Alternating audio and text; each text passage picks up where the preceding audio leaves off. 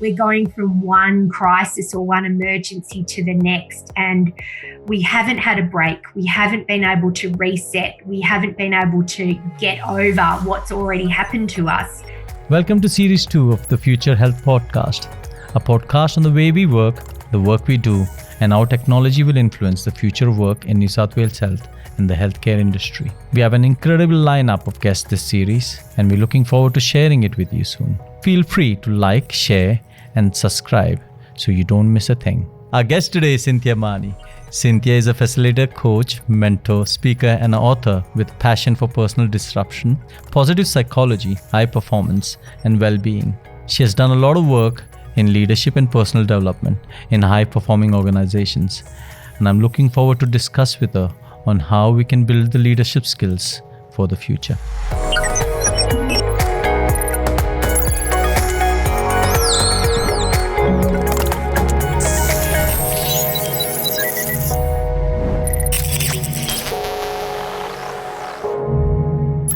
Hello, hi, and our guest is Cynthia Mahoney. She's a leadership coach and a professional development coach as well. And thanks for being here today, Cynthia. It'd be great. As you know, we're here today to talk about the future of work, the workplace, and the worker, and in healthcare, and knowing the great experiences you had in healthcare and working with healthcare professionals in the past. It'd be great to hear from you about what you've been doing, how you got here in the first place, and then move on to what you see as this big challenge and this beautiful future of our healthcare industry looks like. Sure. Thanks, Amit. Thank you so much for having me, and hello to everyone out there listening and watching. It's really appreciated that you've taken the time out of your very busy schedules to give yourself a bit of space and do some thinking and learning more about the future of work. So well done for taking that step to tune in. I am a leadership facilitator, coach, and author. I'm actually writing a book at the moment, which is I'm finding quite challenging, but really looking forward to putting my thoughts together around flourishing, thriving cultures and people. I started my professional life out as an agricultural scientist about 25 years ago, working with the Department of Agriculture in Victoria, so the government, and started off as an economist, but very quickly realised that rather than being interested so much in numbers, that I was way more interested in people and what brought people together, and particularly farm families, and enabled them to have really important conversations about the future. And that got me interested in the art of facilitation, which, as many of you will know, is bringing groups of people together to have conversations, surface important issues, and help the group and individuals in the group come to decisions. And so for 25 years, I've been doing a lot of facilitation, particularly with rural and regional communities. I left the department about 10 years ago to start my own practice. So I focus a lot on high-performing teams. But for me, high-performing teams is all about high-performing teams with heart. So it's really the human side of how we can get better performance. I'm also really interested in helping leaders support their people to be high-performing and themselves. And I'm also do a lot of one-on-one coaching as well. Yeah, Cynthia, that's an interesting space to be in. And having worked I do work in regional clinical settings, but you having spent such a long time in those rural regional settings, and also during this past year and 2 years in Victoria, where we've bore the brunt of the COVID pandemic, it'd be great to understand your experiences and how you see the changes that have occurred in the last 18 to 24 months and how you see that playing out into the future. Especially around the rural regional, there has always been a challenge because I work in Albury quite a few, couple of months a year, and I always found that whilst they've not had the COVID pandemic, they've had to pay a lot of price for it because most of the outbreaks have been in the urban centers. How did you see it play out in Victoria? Well, I can remember very clearly in January 2020 that I was absolutely obsessed around Christmas time with the bushfires, because that the bushfires were raging through our communities, and particularly working with rural and regional communities, and also service providers who work with rural and regional communities, so are in an emergency response mode. And I can remember that absolutely dominating the headlines, and I couldn't get off social media because it was absolutely, horrifying to watch these bushfires raging. And then, people were still dealing with that and still not even over it, because of course it was all still happening. And then COVID broke. We heard news of China, and then all of a sudden it was amongst us. And at the time, I can remember thinking to myself, right, how am I going to choose to respond to this enormous challenge? And I thought to myself, this is going to show me what sort of person I am, how I can step up to remain positive in this challenge. And I thought, for the people that I'm connected with, my role really importantly was to provide support and connection and making sense of what had happened. And I saw a number of behaviours with people. So I saw some people were in total, you can imagine, we're in massive stress mode. So our amygdalas, the primitive part of our brains, are absolutely on fire, and we're in that fight, flight, freeze and appease. So that's what I saw. I saw some people were the toilet paper wars, people fighting over toilet paper, totally seemed to make no sense, but yet from a brain's chemistry point of view, yes, because these people were in threat mode and they were fighting for their survival. I saw people not being able to make a decision and being frozen. I saw people just switching off and taking, just not wanting to engage with anything because it was all so overwhelming. And then I saw people, trying to make everything okay for everybody else. So it was really important to realize that people were reacting to this overwhelming disruption in really different ways. And so to try to be kind and to try to have compassion for people whose behaviour didn't seem to make sense at the time. So that was one of my initial steps, was to try to help people make sense of what was happening to them with this enormous disruption.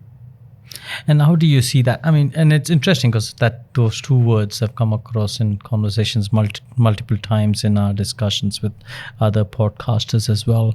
And I see that initial phase of it's almost like a stress reaction an individual has to an adverse diagnosis, but this is at a mass scale, and you see this whole spectrum of people reacting differently, and then it settles down, and then there's this fatigue sets in, and you see that systems evolve and then they change differently. Did you see that play out in the leadership work you were doing and the work you were doing in rural regional communities? And how do you see that change into the future, and what has this brought about as a change into the future for those communities? So it was very interesting, because I can remember talking to a friend in Queensland, and she was saying, oh yeah, and we went to the pub and blah, blah, and I'm in Victoria and we're in hard lockdown. And I said to my friend, it sounds like you're on a different planet. And she's from Victoria originally, and she said it is. It's like there is no COVID up here. Like, it is so weird. So again, just being cognizant that not everyone's experiences of this are the same. And I actually went and ran a wellbeing workshop in Orange a couple of weeks ago for rural women. And again, in Victoria, if I was running this, would be sort of, how did you go with COVID? How were you coping? But for New South Wales, it wasn't really a thing for them. So I saw, so keeping in mind, I'll talk mainly about Victoria, but for some rural and regional teams, nothing had changed because they were already working remotely. They were already needing to connect with people in different places. So they had they'd probably mastered the technology and having a dispersed team. But for other organizations, it was a huge shock. So I saw panic. I saw absolute stress, such stress at how are we going to do this? This is overwhelming. But what I did speak to some leaders about what they were doing to support their teams, and the overwhelming message was that they made them feel safe. So that whole concept, I'm sure many of your speakers have talked about, psychological safety. And the leaders that I spoke to said, we said to people, just look after yourselves. Put yourself and your family first. Please look after yourselves and make sure that you are okay. You still have a job, so you don't need to worry about that. And we're just going to see how it goes, and we're all muddling through this. So I saw a lot of care, a lot of support, a lot of kindness, and a lot of compassion and understanding for different people's circumstances. I know that many people have reported that since working in a dispersed team mostly from home, that they've had more freedom to be themselves. So, I mean, I've always been about how can we bring the whole human being to work, because we're not robots, we're not disconnected. Our homes and work environment aren't disconnected. So I think one of the gifts out of this situation has been that we've been seeing people with their kids in their casual clothes, with my cat and my dog keep coming across. And so there's been a lot more humanizing and awareness of different people's circumstances, which again, I think is really positive. I think there's been a need for leaders to be a lot more coaching. And so I've got this concept of cultivate at the moment. How do we have cultivating cultures? So those cultures that make it okay to struggle. There's been some research done by Michelle McQuaid, who runs the Wellbeing Lab, and she's spoken about how important it is that cultures we have cultures where it's safe to talk about struggle, because then it gives people permission to talk about struggle and it makes it okay. So that's been, I think there's been a lot of more real conversations about how people are really traveling with their well-being. I think there's been a huge shift to focus on well-being. And for me, again, well-being is one of the pillars of high performance, because if we're not, all the research says that happier, healthier people are higher performing.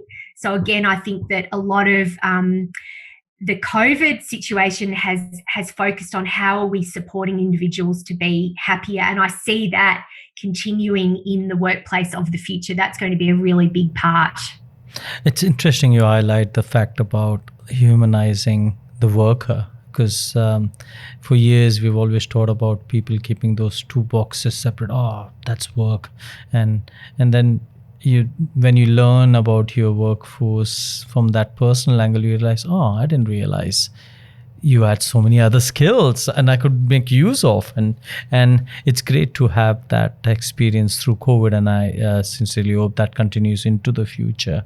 How do you see, and I think you touched on the point there with that the workforce of the future will be that agile and will allow, and I think a lot of people are demanding to remain that way rather than go back to the 9 to 5 days a week on a desk in a sterile environment.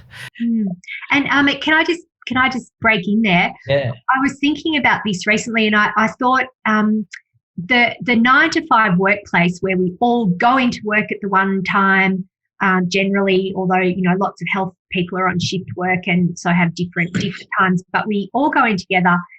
It's a very extroverted work environment. So it kind of suits one type of person, the people like me who love to talk a lot and get energy from being around other people. So I think, again, the hybrid workplace, the COVID situation has kind of democratized the workplace in that. So a lot of extroverts are finding it hard on technology to feel that sense of connection. But the introverts are loving it because they are able to, spend a bit more time by themselves, have that reflection time, not be around people all the time. So I think one of the opportunities of the hybrid workplace is it's going to, I work a lot with DISC communication styles, and, we've got different styles, and when we're working with people, we need to accommodate those styles.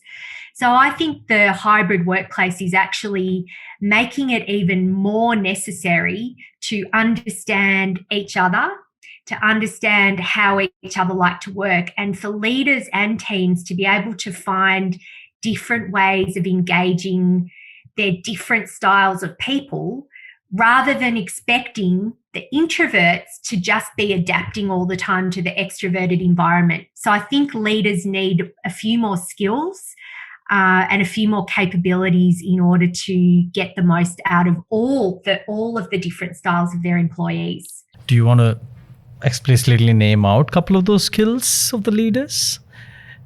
Or do you see that the system could be designed in a way to be able to capture, like one of those points around introverts and extroverts you highlight has been highlighted multiple times in the past, especially in healthcare teams, where it has always been a paternalistic model and almost a pyramid where the senior specialist, consultant, medical specialist, or whatever that is, who leads the team, is the one who has the say or do of the section. And then there are people in the back who might have critical information about the care of the patient but are unable to provide so because of the structure and the hierarchical nature of healthcare. Yes. And I think there have been some leaders who have struggled with this new work environment because they have a very command and control style of leadership. So again, and this is what my book is going to be about, it's about cultivate. So I'm saying that there needs to be a new style of leadership, which is a cultivating style of leadership. And if you think about the word cultivate, it's about nourishing, it's about nurturing.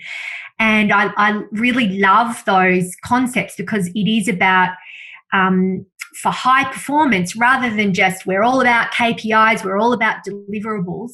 For high performance, we focus on the whole human. And what the research tells us is that, again, when people feel safe and when they're using their skills and they're making contributions, they're connected, they are going to perform a whole lot better because their brains are out of that threat mode and they're into the prefrontal cortex higher thinking mode. So I always say to leaders, even if you think there's a lot of airy-fairy, fluffy, feel-good stuff and, asking how are you, and you're not a how are you sort of a leader, I say just fake it. Just fake it and pretend to care, because actually by doing that, your people will perform better. So don't be, my thing is don't be a jerk. So that command and control, do what I say. Certainly in certain situations, like in a surgery or in, an emergency situation of fighting fires or something, you need that command and control. But you can't just use the one style of leadership all the time for every situation. It's like having a golf bag with only a putter in it to play all the shots. It doesn't work. Yeah. So to be more effective as a leader, you've got to have a range of different styles in your different clubs in your golf bag to play the different shots, i.e. to deal with different people in different situations to be effective. My cultivating leadership model, it has 4 key elements. And I think the cultivating leader, first of all, as we've talked about already, needs to make people feel safe and provide calmness, because again, emotions are infectious. And so if you've got someone yelling at you or stressed, or that just permeates a workplace, and even online it does as well. So leaders have got a big role to play in managing themselves and providing that safe, calm, supportive environment. That's number 1. Number 2, I think that leaders need to practice emotional courage. And emotional courage is the ability to feel all the feelings and sit with them even when you're uncomfortable. And I think for that autocratic style of leader, that command and control, often there's a bit of an impatience and let's move on, let's not delve into the emotions. Whereas a really effective leader, and often actually that's because we feel uncomfortable as a person with sitting with, listening to someone talk about struggle. We can start getting a bit sort of thingy about that. Oh, I don't have time. This is a bit touchy-feely for me. But that's often because we get impatient because we don't want to be near those emotions. They bring up emotions for us. So if we can get comfortable with being comfortable with our emotions, that's going to really help us as a leader because it affects the rest of the team. Michelle McQuaid's research again has found that leaders who check in with people and who show caring and concern and compassion, their workers benefit, they're more engaged, they're higher performing. But interestingly as well, the leader benefits actually more than the person by showing care, calm and compassion. And often leaders think, I don't have time to have this conversation. I'm too busy. I'm too overwhelmed. But actually, if you do spend some time checking in on people, you'll feel better as a leader. So it's a win-win. The third thing I think is really important in this digital hybrid environment is a lot of the research has found that while people are actually more productive, just as productive, if not more, working from home, their feeling of connection and innovation because they're not connected as much. So leaders have to encourage that creativity. And they also, I think we need people being more accountable for when they're working in a hybrid work environment. And finally, I think it's really important leaders are able to keep connected, and that's connecting with themselves and also connect with others and help their teams do the same, because there's a lot of work around self-awareness. And in my talk on digital disruption at the New South Wales Health Conference a year or so ago, I spoke about the absolutely mind-boggling stat that 95% of us think we're self-aware. And self-aware is how aware are we of what's going on within us at any one time, and how aware are we of how we're coming across to others. 95% of us think we're self-aware, but only 10 to 15% of us actually are. So we've all leaders, team members, we've all got to do a lot of work on ourselves. And I think that's just as important in this hybrid environment where the boundaries between work and home are blurring and putting a lot of stress on people. Yeah, now you highlight a very important point there around the blurring of boundaries. And I've always said that technology was meant to make our life easier when we got the laptops, but now we take work home. And my first appointment this morning was at 5 a.m. Rather than 9 to 5. And, the old days where you locked the office and your work was behind it, the bank closed at 5 and there's nothing you could do after 5 o'clock. And the app lets you do it beyond 5 o'clock, but that also means you're spending more time doing it across the day. And there's this blurring of boundaries. That's right. And there was some research, I think actually, no, there's an initiative in the UK at the moment, which is a bill that I think the unions are trying to bring in called the right to disconnect. So that because that's what employees are feeling like, I'm available 24/7.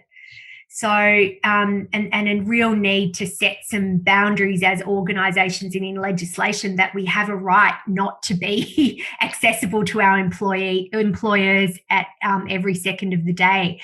The other thing about boundaries is, I think, again, so I've talked about cultivating cultures, I've talked about the cultivating leader, and I think there's a need for individuals to self-cultivate. And this, individuals in teams to be self-cultivated. And that's where, as a person, you've got to be aware of your boundaries, and you have to be setting some boundaries in place for yourself. So, the research has found from Microsoft, they did a study of 30,000 employees around the world, and they've got some brain scans, which I'll actually, I'll share with you to show the people that are watching on the podcast. But the most important thing is to just take really quick breaks, because the brain scan shows that what happens is stress builds up cumulatively over time, and our brains get more and more fatigued. But when you put a short break in after every interaction, the stress levels of the brain almost recalibrate. Yeah. And so we're managing our stress a lot more effectively. But that's kind of up to you as well to be saying, I've got to leave this meeting now 5 minutes before to give myself that time to recover.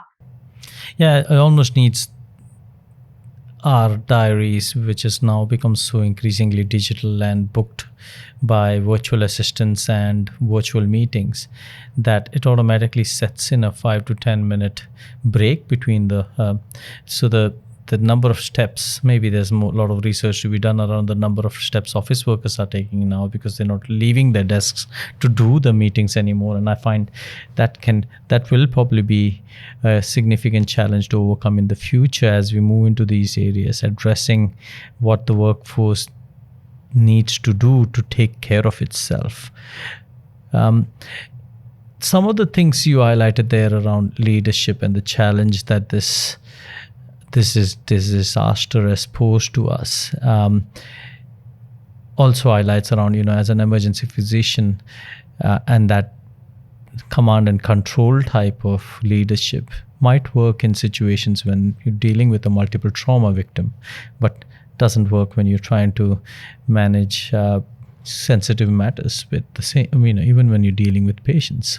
So it's interesting to see that getting played out more often now. And is that the experience you're having also? I would like to pull out a lot of the rural and regional experiences you've had in the past few years and how they see their future being panned out since the pandemic. I know you said that a lot of them didn't see any change because they had the digital infrastructure in place, but I'm sure there were a lot of them who didn't have it. And yeah. So I spoke to a team just recently, a dispersed team around the state working with an agricultural industry, and I took them through a bit of a wellbeing ladder. So it was like, at the bottom of the ladder, it was feeling overwhelmed, tired, and then above the ladder, it was that you're surviving, and then eventually up to thriving. And I asked the leaders of this team to put where they were on the ladder, and all of them were actually just below the line. So they were overwhelmed, they were really stressed, or they were just above the line, which was in survival mode in terms of their well-being. And a lot of them spoke about how, just how stressed they are because they still have to deal like they're in their community. So when there's a drought, when there's a flood, when there's locusts or mice, whatever's going on, it's around them all the time in the environment. So you can't escape it. Whereas when you're in the city, you can maybe go to a different suburb and you're away from your work and you're not actually sitting in the environment. So I think that's one of the things for rural and regional leaders and teams is that they are in the environment and affected by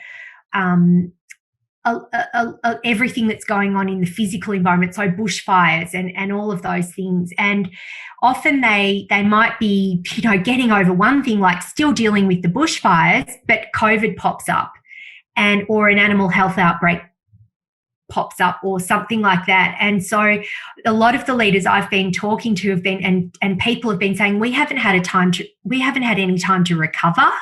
We're going from one crisis or one emergency to the next, and we haven't had a break. We haven't been able to reset. We haven't been able to get over what's already happened to us.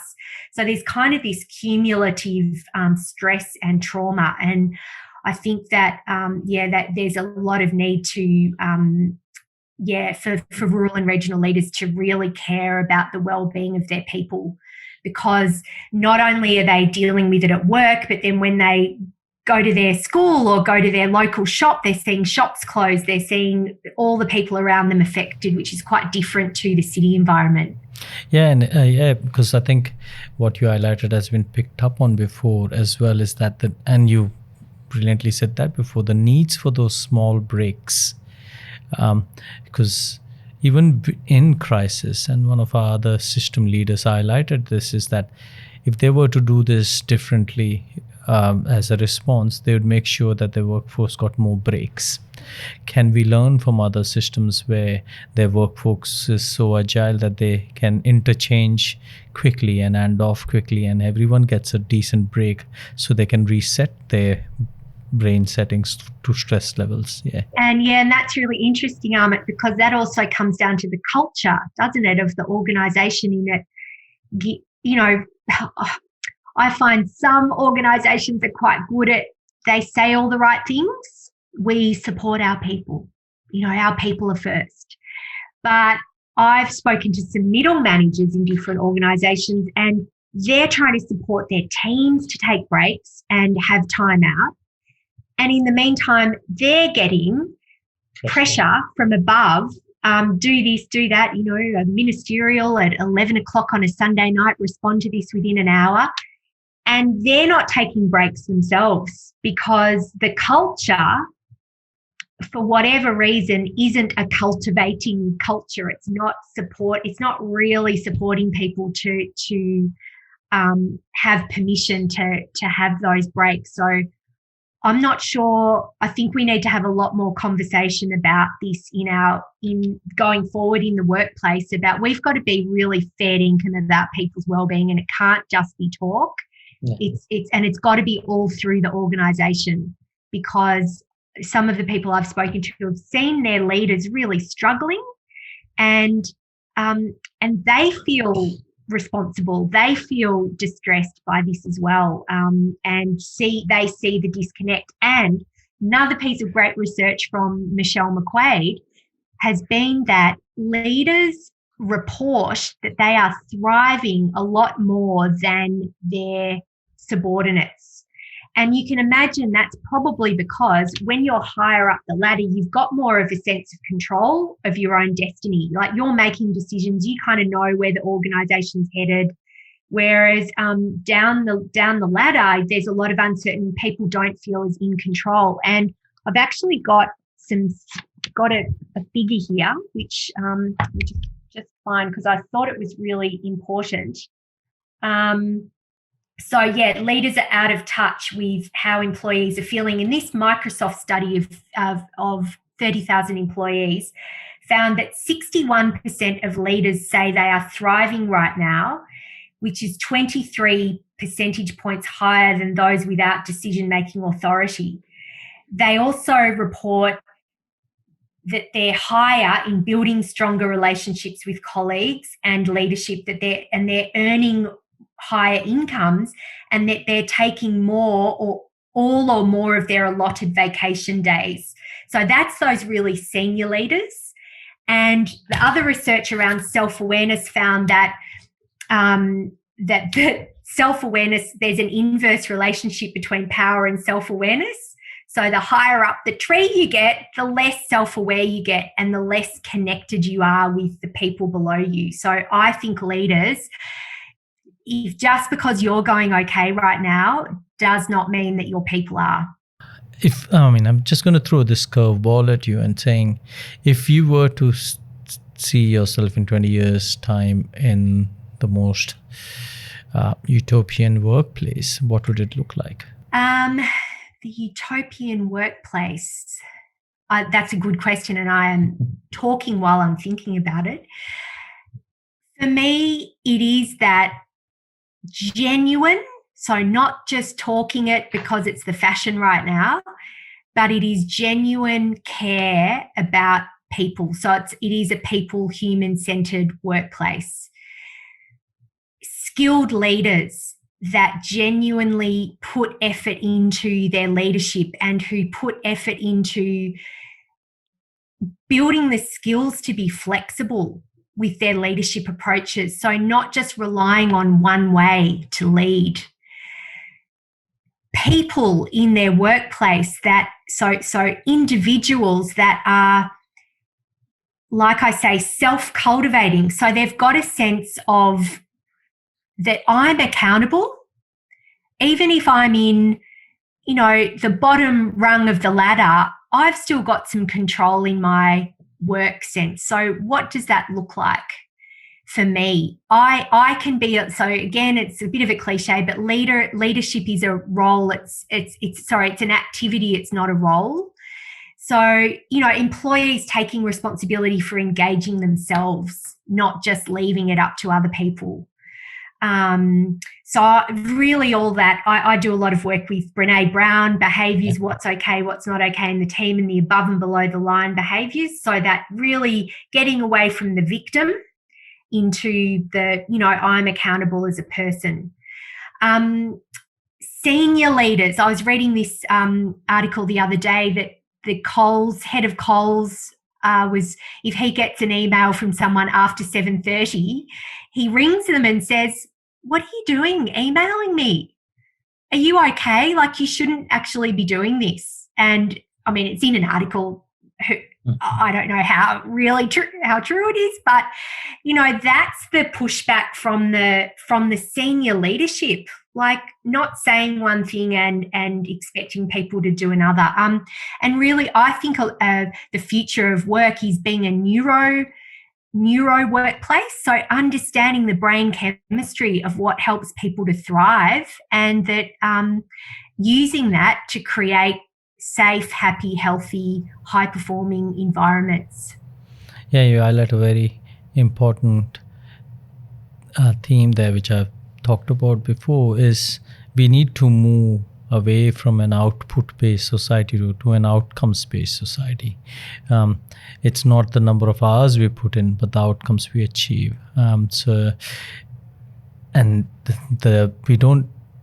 And then systems and companies need to measure not just the outcomes for their customers, but also the outcomes for their employees. And if you can do that in a balanced manner without forwarding the cost to the customer too much, you've got a winning formula there. And I think too, like, a lot of us are very good. Like, a lot of us like being busy because it makes us feel good. We get the jobs done. But hence I think there's a lot of temptation for teams to just jump in and start being busy. So there's and that delivering those KPIs, like you say, outputs. I think we're also, we do spend quite a bit of time in organisations talking about where we're headed. I think we can do a lot more with that, because I think no matter where you are, people like to know where they fit in terms of the whole organisation's direction. And I know for myself, when in DPI, or Department of Primary Industries, at one stage we had a super terrific strategic plan where there was the vision, but it really did flow down so that no matter what role you were in, you saw the part that you played, and it was very motivating, particularly someone like me who likes to know where we're headed. I think, though, that we don't put enough time in talking about how we work together. And that is all that stuff around what's okay and what's not okay in the team. Let's get those team norms articulated and talked about. How do I understand myself and understand others in order and raise my awareness in order to get more out of myself and others? Can I ask for help and offer help to others? The biggest factor for building trust in teams is to ask for help, because you're being vulnerable. Wow. And the second biggest one is to offer help to others. There's all sorts of experiments and disruptions you can do on yourself and within the team that are about the how you work together. And I think if we took more time to set our teams up for success and include how are we actually traveling as a team and as an individual in the team, let's have some time in our meetings to talk about that, then I think that we're investing in setting up really happy, healthy, high-performing teams. Whereas if we just get straight into the busy work, then a lot goes wrong. There's a lot of conflict. There's a lot of misunderstandings and a lot of wasted time and effort that we spend in trying to manage the people in our team just because we haven't put the work in at the beginning, and then just kind of investing in it as we go along. Yeah, again, we've had this conversation around team dynamics and how to get team, and the key notion around respect for each other's contributions and vulnerability and availability, and how these things will play out into the future. Do you see there being a structured role for education? And because a lot of these life skills don't seem to come across in any of our education packages, bringing out clinicians to the front line. How do you see that playing out, or do you see some change happening in that space? Well, I don't have children, alas. I've got a little puppy and a dog and a cat, but I do have nieces and a nephew. But I would really hope, I know that we are doing work in the school system around resilience and around that, a lot of schools are investing in positive psychology, which I think is absolutely terrific because it's a wonderful set of skills that help us manage ourselves and be more resilient. And again, that notion of being self-cultivated, being able to look after yourself. So I'm really hopeful that some of those skills are being embedded in our schools. But I think that, I don't know, a lot of the teams I've been working with, they all, that, as you said, they are life skills. And for whatever reason, when we get into the workplace, a lot of people don't seem to have them. Or leave it out at the get-go because you've got a work persona on. Yeah. So for me, I just think it's an ongoing journey. Organizations can't just be investing occasionally in the life skills of their, and actually often it really annoys me, they're called soft skills, and I just can't stand that term because they are so not soft. And recently someone referred to them as power skills, and I think that is the much better term for them. Power skills, these life skills that help us get along with other people in the workplace, have better relationships with patients, better relationships with work colleagues and managers. So I think that we really need to be investing in these human skills, and in the hybrid workplace, again, those skills around being able to look after yourself, being able to look after other people. And I just think that, yeah, that's what we need to be paying attention to. It's not a one-off. It's not something that we just do occasionally with our teams and our people and our organisations, that we commit to investing in these power skills, because it's those power skills that are going to lead to better engaged staff, healthier staff, and are going to help us achieve our better outcomes for our clients and internally as well. Yeah, look, Cynthia, you highlighted a really good point around humanizing the worker and bringing how this hybrid workplace has highlighted and brought about our home personalities and the close merger between work and home personalities, which we traditionally were so compartmentalizing. This obviously then brings in the whole feature of inclusion and diversity in the workplace. Have you, in your work or in your research or your readings, seen evidence of diversity in the workplace driving improved outcomes for patients or customers? Yeah, absolutely. So all the research, again, finds that increased diversity is very beneficial for teams and organisations. And why is that? Because it brings a diversity of experiences, of life experiences, of perspectives, different worldviews, and it gives us a much more, a fuller understanding of the picture that or the problem or the challenge or the opportunity that we're facing. So the more people that we have on our teams and in our organisations that represent the people that we're dealing with, and who are our patients and customers, then we're going to have a much better understanding of how to engage with them or with the perspectives that they're experiencing. I mean, the most obvious diversity example at the moment that is within our federal parliament is the gender diversity and gender inclusion and equality. And we can see that there are just some guys at the moment who don't get it. They truly do not understand the experience of women in the workplace. And so yet these guys are developing policies and are developing initiatives that are affecting over half the population, where they can't empathise because they've never experienced it and they're not even aware of it. And that's just with gender, let alone race, disability, sexuality, all of those other sorts of diversity. So therefore, it just totally makes sense that the more diversity we can have in our teams, the better off our perspectives will be. There's, everyone will have seen all the research about boards and when you have women on them, and not just one woman, but a number of women, that their performance goes up.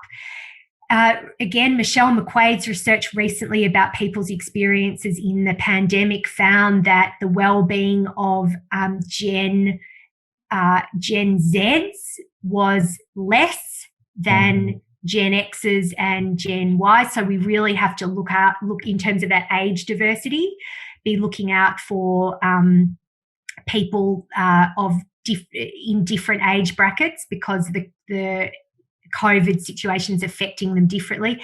She also had some research. She did some research in Michigan, and she found that African Americans they reported their well-being was less, and she actually found that income in this situation of COVID actually did have usually income. It doesn't really matter when you get a certain level of income. Happiness doesn't increase, but she found that for COVID, income levels actually did increase your ability to cope during lockdown. So even diversity around socioeconomic indicators is important as well. Yeah, and the whole diversity and the respect about what a team member brings to the team rather than what the team member can give the team. The term of bringing and giving is so different, and sharing and giving are two different concepts. And I think diversity is about accepting what a person brings to you rather than expecting what they can give you, and saying, oh, look, and moving away from that output to an outcomes-based model where you then say, I don't care how they get this done as long as we have the outcome, rather than saying, oh, well, I just want them to work 6 hours a day, so maybe she just should be in maternity leave, or he can't work because he's got other experiences. Yeah. And the thing is too, then our leaders and us as teammates as well, we need to develop a lot more our skills in listening and our skills in awareness, because of our blind spots and the fact that, that we can very easily invalidate or dismiss other people's experiences because they don't align with our own. So we've got to have that, that psychological safety, which means that people feel free to be themselves in a team without being judged or negatively treated. So if we have psychological safety, people can speak their truth, share their different viewpoints, but also then we need to be able to speak them, but also there's got to be a place for them to land. And we've got to be open to receiving and hearing, and then having the skills to actually put those different viewpoints in the mix to come up with innovation, creativity, new ideas.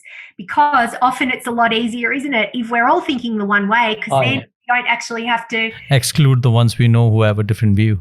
Yeah. So we've got to, again, genuinely develop these skills in listening and hearing others, but then be able to do something with them.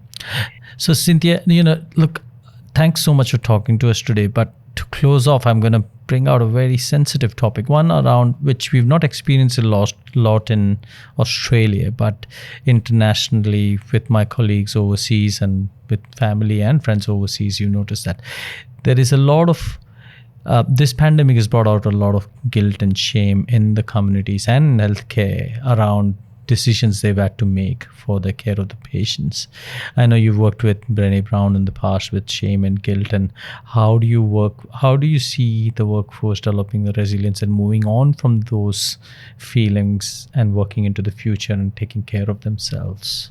So I think, again, we need to be creating spaces for people to process what's happened. So a number of teams that I've been working with, and we were working online, and now we're heading back into the workplace. There's just been a need to actually stop and have a conversation. How did the last year go for you? What came up for you? What happened for you? Because we've all been sort of in our own little worlds. So I think our teams, our cultures need to be making it okay to talk to and proactively provide opportunities for us to decompress, talk about what's happened, and make sense of it. Number one, I've got a quote from my favourite, Brené Brown, here, and Brené says that, just trying to find it.